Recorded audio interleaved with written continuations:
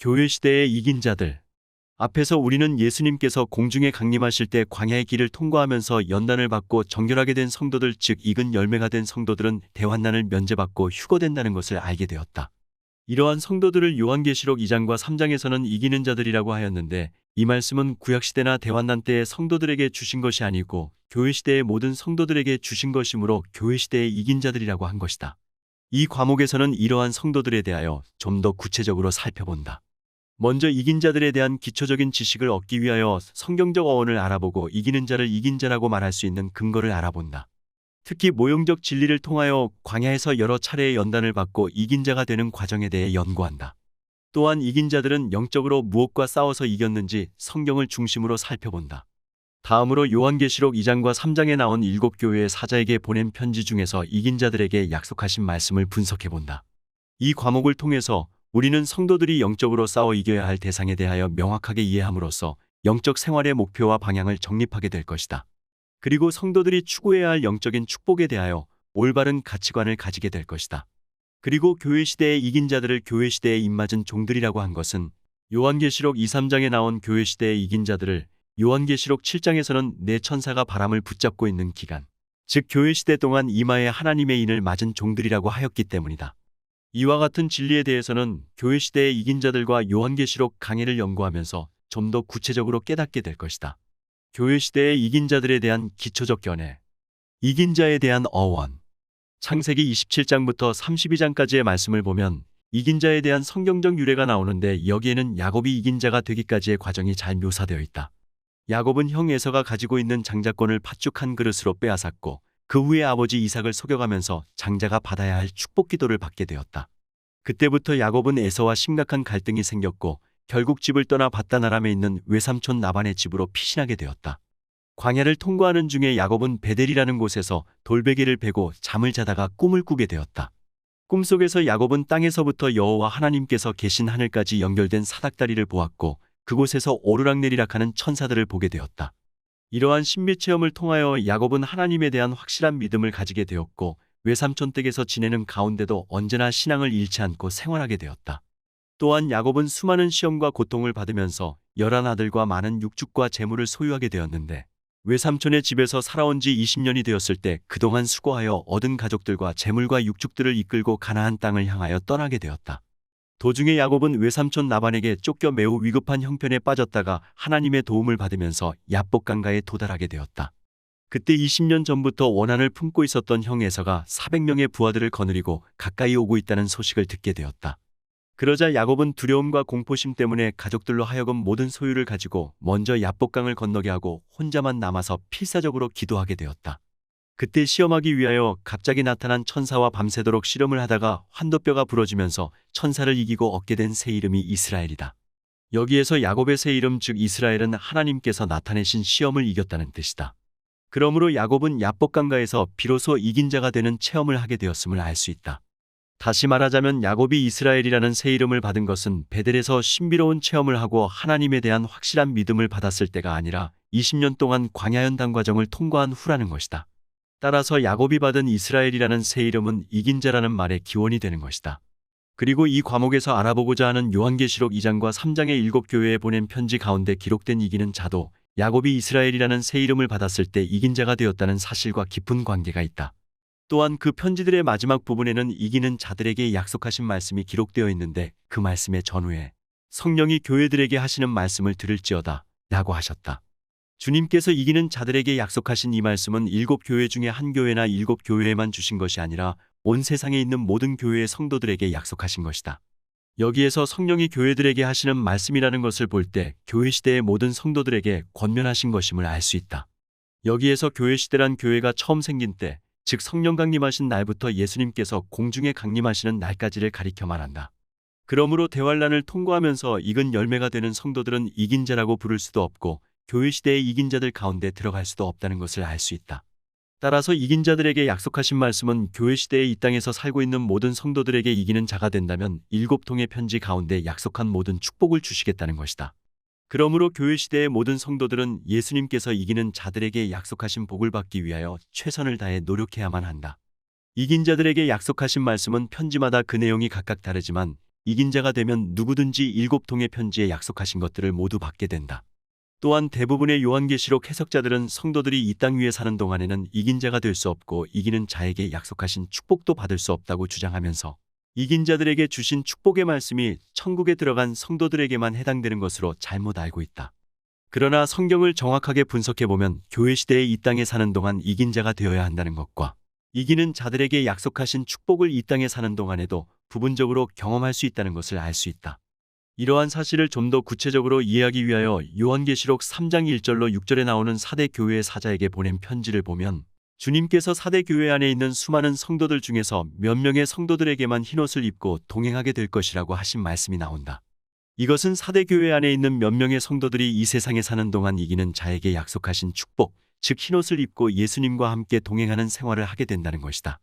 또한 요한계시록 3장 18절을 보면 라오디게아 교회의 사자에게 흰옷을 사서 입어 벌거벗은 수치를 보이지 않게 하라고 하셨는데 이 말씀은 예수님께서 라오디게아 교회의 사자에게 이기는 자가 되어 부끄러운 행실을 보이지 않도록 흰옷을 입고 사역을 하라고 권면하신 내용이다. 다시 말하자면 라오디게아 교회의 사자에게 이 세상을 떠나 천국에 들어가서 흰옷을 입으라고 하신 것이 아니라 이 세상에 살고 있는 동안에 흰옷을 입으라고 권면하신 것이다. 따라서 이긴 자들에게 약속하신 축복은 이 세상에 사는 동안에도 받을 수 있다. 이기는 자를 이긴 자라고 하는 이유. 이제부터 7교회에 보낸 편지 가운데 예수님께서 이긴 자를 이기는 자라고 하신 이유에 대하여 설명해 보도록 한다.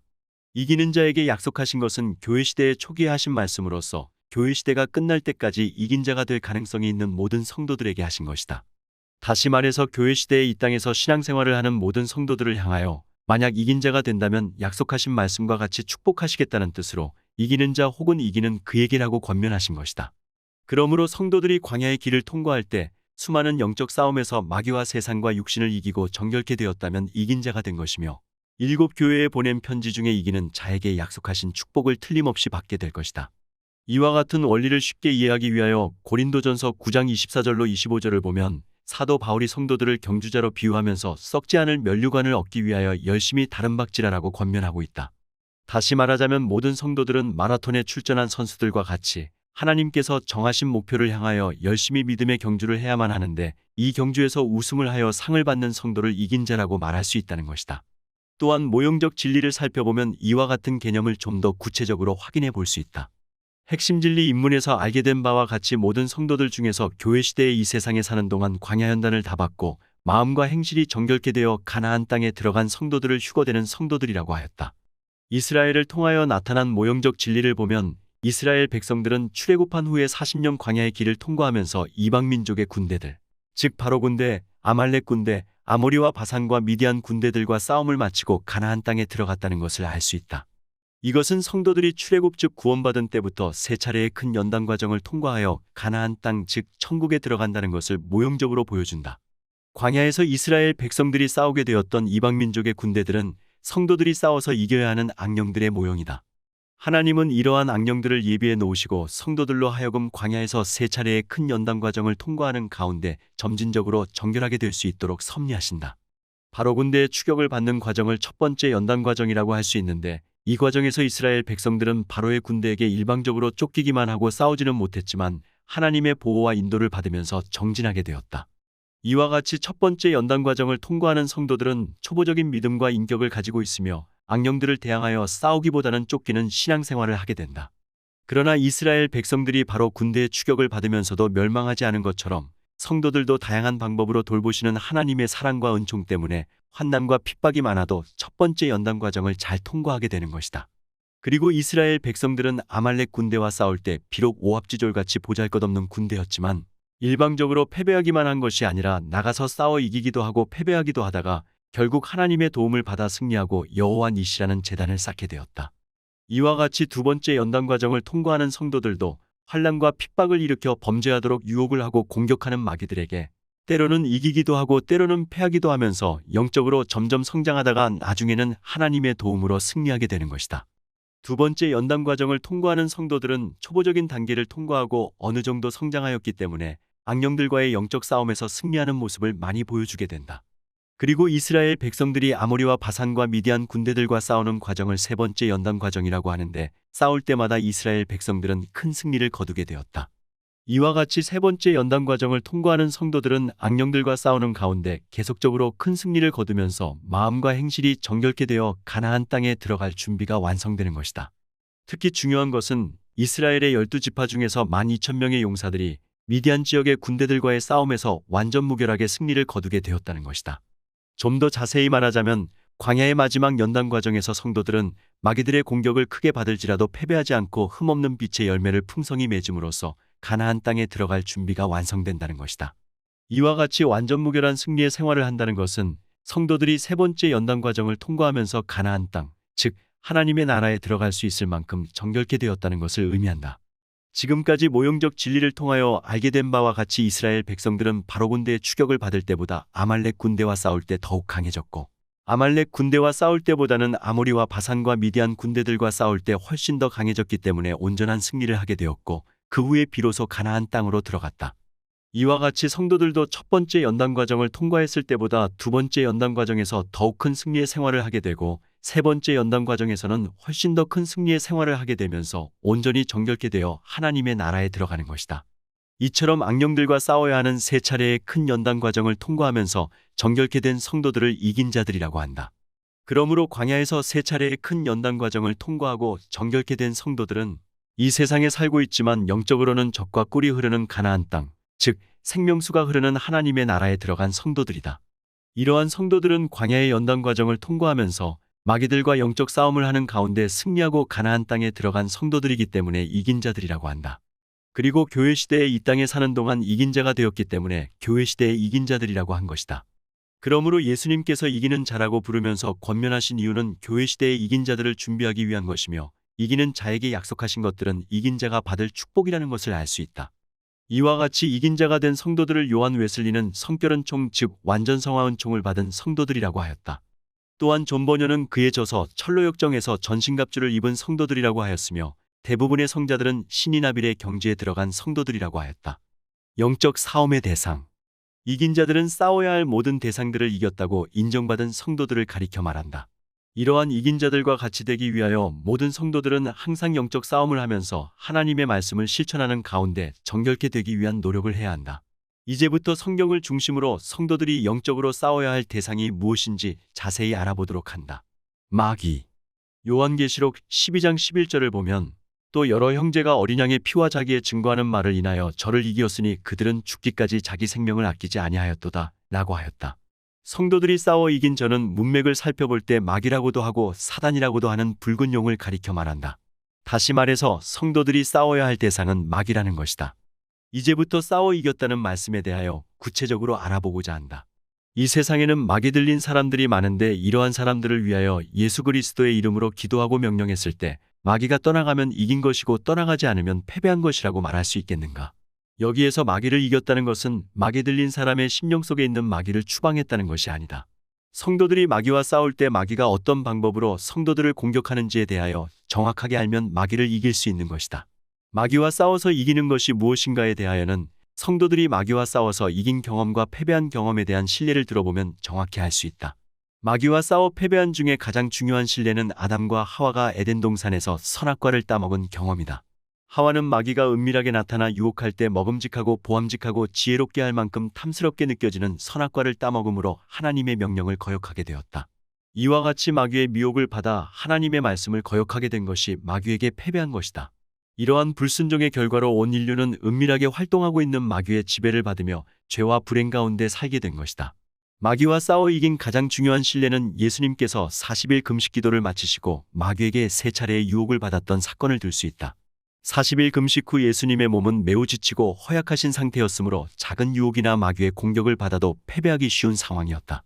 이때 예수님께서는 사람이 떡으로만 살 것이 아니요 하나님의 입으로 나오는 모든 말씀으로 살 것이라 고하시면서 마귀의 유혹을 물리침으로 이기셨다. 또한 마귀가 성전 꼭대기에서 뛰어내리라고 했을 때나 내게 엎드려 절하기만 하면 이 세상 모든 것을 주겠다고 유혹했을 때에도 하나님의 말씀에 순종하여 유혹을 물리침으로써 마귀를 이기셨다. 앞에서 알게 된 바와 같이 사랑하는 자들아 나그네와 행인 같은 너희를 권하노니 영혼을 거스려 싸우는 육체의 정욕을 제어하라 는 말씀과 그리스도 예수의 사람들은 육체와 함께 그정과 욕심을 십자가에 못 박았느니라 는 말씀을 온전히 실천하면 마귀를 이기는 생활이라고 하며 온전히 지키지 못하면 패배하는 생활이라고 하는 것이다. 성도들이 식사할 때 자기 식성에 맞지 않는 음식이 들어왔거나 반찬이 심하게 맵거나 짜거나 싱겁다고 하여 짜증을 낸다든가 음식을 타박하면서 불평하고 퉁명스러운 말을 했다면 그 순간 마귀에게 패배한 것이다. 어떤 사람들은 이러한 때 밥상을 들어 엎기도 하고 음식상을 가져온 사람에게 욕설을 퍼붓기도 하는데 이러한 행실은 마귀에게 크게 패배한 것이다. 다시 말해서 하나님의 뜻을 거역하고 범죄한 것이다. 어떤 목사님이 참기 어려울 정도로 배고픔이 심하게 느껴져서 집에 들어갔는데 사모님이 전화로 잡담을 하면서 오랫동안 식사 준비를 하지 않았기 때문에 그 목사님의 마음속에는 분노가 치밀어 오르게 되었다. 그분은 처음에 참아야지 또 참아야지 하면서 한동안 잘 견디다가 결국 끓어오르는 분노를 더 이상 참지 못하고 성난 얼굴로 비방하고 책망을 하게 되었다. 그 목사님은 그 순간 마귀에게 패배한 것임을 알 수 있다. 어떤 목사님이 여러 가지 복잡한 일과 억울한 일, 그리고 잘 풀리지 않는 일들 때문에 답답하고 괴로운 심정이었으나 식사한 후에 신방을 가려고 사택에 들어갔다. 그런데 사모님이 신방 가실 시간이 조금 지체되었다고 밝은 빛에 대한 말씀을 증거하는 목사님이 시간 약속도 지키지 못하시면 어떻게 합니까? 라고 비평하면서 무시하였다. 그때 목사님은 밖에서 큰 괴로움과 답답한 일을 많이 겪었기 때문에 위로를 받아야 될 형편인데 오히려 무시하고 비평하는 사모님의 말을 들으면서 처음에는 참아야지 만약 화를 내면 큰일이다 라고 생각하며 치밀어 오르는 분노를 계속 눌러 참았다. 그만두라고 하는데도 사모님이 계속 비평하고 무시하는 말을 하자 목사님은 흥분된 어조로 비방을 하였고 나중에는 들고 있던 머리빗을 방바닥에 던지면서 화를 내었다. 목사님은 그것 때문에 더 큰 양심의 가책과 고통을 받았다. 그리고 주일 예배를 인도하면서 저는 이렇게 부덕스러운 목사입니다. 라고 참여하는 마음을 가지고 설교하였는데 이때 교인들은 빛을 따라 사는 생활에 대하여 깨닫게 되고 성령의 큰 감동을 받게 되었다. 여기서 목사님이 치밀어 오르는 분노를 순간적이나마 행실로 나타낸 것은 마귀에게 패배한 모습이다. 부모님들은 한결같이 자녀들의 학교 성적이 높아지기를 바라는 욕망을 가지고 있다. 그런데 어떤 부모가 자녀의 학교 성적이 떨어진 성적표를 보는 순간 분노가 치밀어 올라 퉁명스런 말이나 욕설이나 짜증을 내면서 책망을 했다면 마귀에게 패배한 것이다. 깊은 산 중에 있는 수도원에서 수도 생활을 하던 한 수도자가 어느 날 갑자기 세속으로 돌아가고 싶은 마음이 강하게 일어나서 견딜 수 없게 되었다. 이때 그 수도자의 마음을 강하게 자극시켰던 것은 과거 세속에 살 때 애인과 달콤하게 사랑을 속삭이던 기억들과 음란한 쾌락을 즐겼던 일들이었다. 그런 생각들로 유혹을 강하게 받은 그 수도자는 결국 견디지 못하고 세속으로 내려가게 되었다. 세속을 향하여 산길을 내려오던 수도자에게 하나님께서는 큰 뱀이 앞을 가로막게 하셨는데 그 수도자는 크게 놀라면서 수도원으로 돌아가 수도 생활을 계속하게 되었다. 이 수도자의 경우 세상 쾌락과 정욕에 사로잡혀 수도원에서 나가려고 했던 것은 마귀에게 순간적으로 패배한 것이며 세속으로 내려가던 도중에 크게 잘못되었음을 깨닫고 다시 수도원으로 돌아온 것은 마귀에게 이긴 것이다. 이와 같이 성도들은 때로는 마귀에게 이기는 생활을 하기도 하고 때로는 패배하는 생활을 하면서 점진적으로 성화되는 것이다. 다시 말해서 대부분의 성도들은 성령님의 도움으로 은혜가 충만할 때는 마귀에게 이기는 생활을 하다가도 범죄하기 쉬운 기회가 생기면 악심과 부끄러운 행실이 나타나는데 이것이 마귀에게 패배한 것이다. 그러나 교회 시대에 이긴 자들은 범죄하기 쉬운 기회가 생겼을 때 예수님을 본받아 순간순간 마귀와 싸워 승리하는 생활을 하는 성도들이다. 세상 요한일서 5장 4절을 보면 대저 하나님께로서 난 자마다 세상을 이기느니라. 세상을 이긴 이김은 이것이니 우리의 믿음이니라 고하였다. 즉 세상은 성도들이 싸워야 할 대상이라는 말씀이다. 그러면 세상을 이긴다는 것은 무엇인가? 요한일서 2장 16절을 보면 이는 세상에 있는 모든 것이 육신의 정욕과 안목의 정욕과 이생의 자랑이니 다 아버지께로 쫓아온 것이 아니요 세상으로 쫓아온 것이라 고하였다. 그러므로 세상과 싸운다는 것은 육신의 정욕이나 안목의 정욕이나 이생의 자랑과 싸운다는 것을 의미한다. 또한 성도들이 세상에 졌다는 것은 육신의 정욕이나 안목의 정욕, 이생의 자랑의 지배를 받으면서 부끄러운 행실이 나타난 것을 가리켜 말한다. 이와 같이 세상과 싸우는 성도들의 생활 모습에 대하여 예를 들어서 알아보자.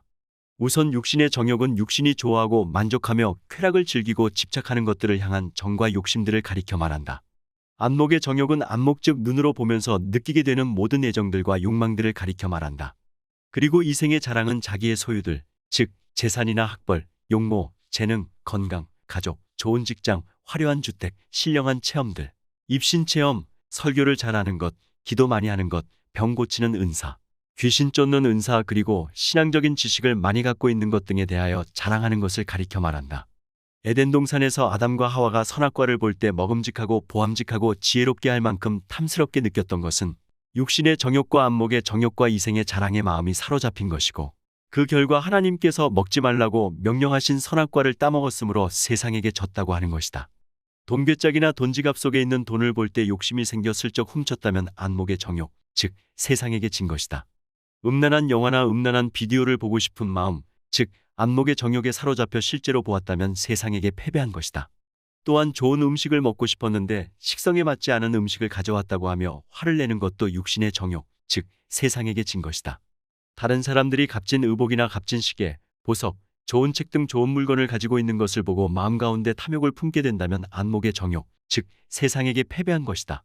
그리고 사순절이나 대강절에 좋은 음식을 먹지 않고 철저하게 절제하기로 결심했다가 맛있는 음식을 보고 순간적으로 정욕적인 말이나 행동을 나타냈다면 역시 세상에게 진 것이다.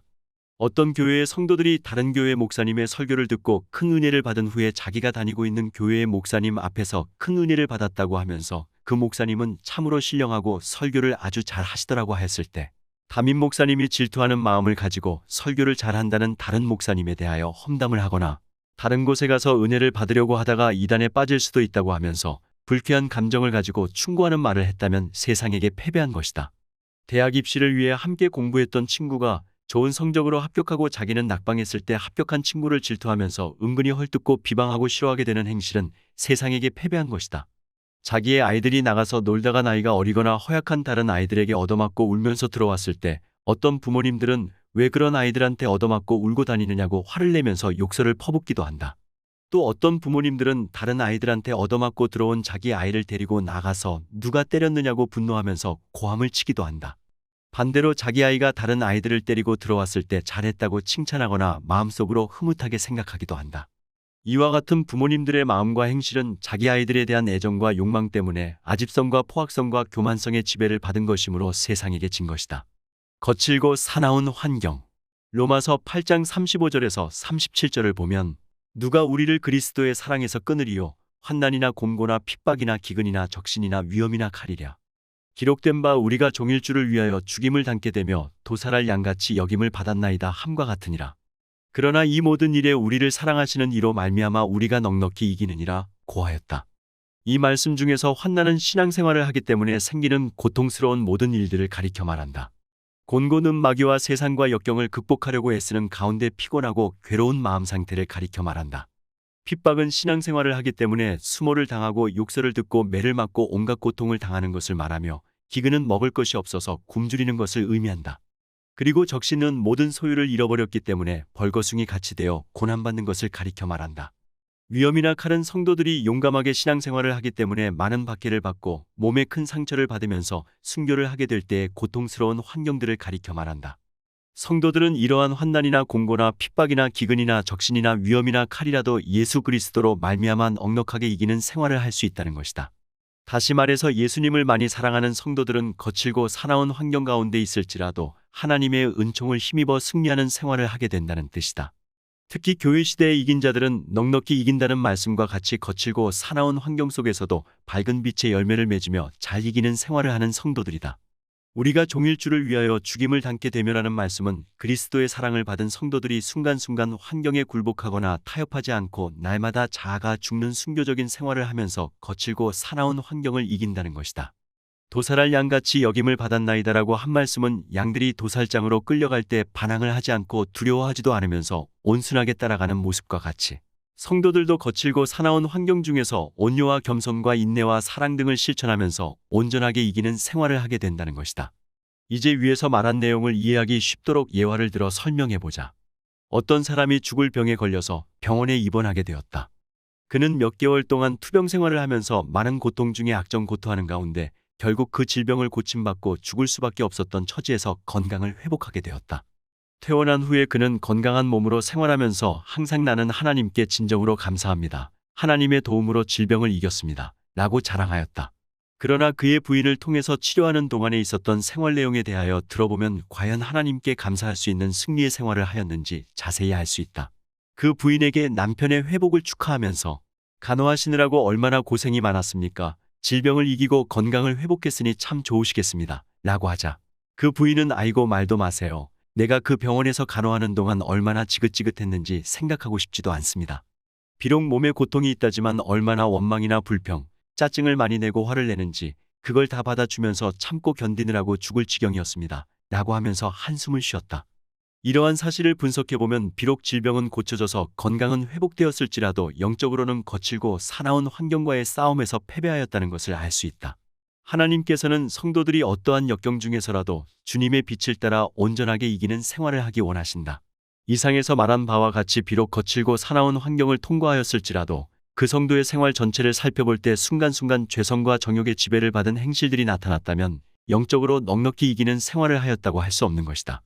순간순간 원망이나 짜증이나 불평 혹은 신경질이나 교만이나 아집적인 행실이 없는 가운데 온전한 사랑과 인내와 겸손과 온유를 실천하면서 거칠고 사나운 환경을 이기는 생활을 해야만 비로소 이긴 자들이라고 하는 것이다. 제2의 성경이라고 불리우는 철로역정의 저자 존 버녀는 복음주의와 청교도 신앙을 지키면서 수많은 시험 풍파 속에서도 하나님께 충성을 다한 분이다. 그는 영국의 국교회로부터 수많은 박해를 당하면서 여러 차례 감옥에 들어가 많은 고생을 하였다. 그가 감옥에서 당한 고난에 대하여는 필설로 다 설명하기 어렵다. 존 버녀는 하나님의 복음을 위하여 희생적으로 충성하는 가운데 환난이나 공고나 핍박이나 기근을 많이 겪었다. 그는 이러한 거칠고 사나운 환경 중에도 원수를 사랑하고 핍박하는 자를 위해 기도하고 참된 인내와 사랑을 실천하는 가운데 완덕에 도달한 분이다. 1380년에 네덜란드의 시담이라는 도시에서 탄생한 리드비나는 15살 때 얼음지치기를 하다가 얼음 위에 미끄러져서 늑골이 부러지는 큰 상처를 입게 되었다. 그때부터 리드비나는 병상에 눕게 되었고 얼마 후에는 농융병에 걸려 온몸에서 피고름이 흘러나오는 고통을 겪게 되었다. 부모님은 처음에 리드비나를 푹신푹신한 묘에 눕혔으나 묘가 상처에 달라붙게 되었기 때문에 나중에는 나무 판자 위에 눕도록 하였다. 그리고 마지막 7년간은 머리와 왼팔만 움직일 뿐 온몸이 굳어져 천정만 보면서 살게 되었다. 리드비나가 당한 고생과 핍박은 이루 말할 수가 없을 정도이다. 리드비나는 이와 같이 비참한 생활을 하는 가운데서도 언제나 하나님의 은총으로 말미암아 평안과 기쁨과 감사가 넘쳤고 괴롭게 하는 사람들을 향하여 사랑과 인내의 덕을 실천하면서 예수님과 일치되는 경지에 이르렀고 그 후에는 완덕의 경지에 도달하게 되었다. 이 리드비나의 삶에 대해서는 성화된 성도들의 생애 가운데 자세히 기록되어 있다. 이와 같이 리드비나 성녀는 자신에게 다가오는 고난의 가시밭길을 날마다 십자가를 짊어지고 오직 주님만을 따르는 참된 제자로서 잘 참고 견디는 생활을 하였다. 그리고 영적인 목표를 바라보면서 마귀와 세상과 역경을 이기고 완덕에 도달하는 축복을 받게 되었다.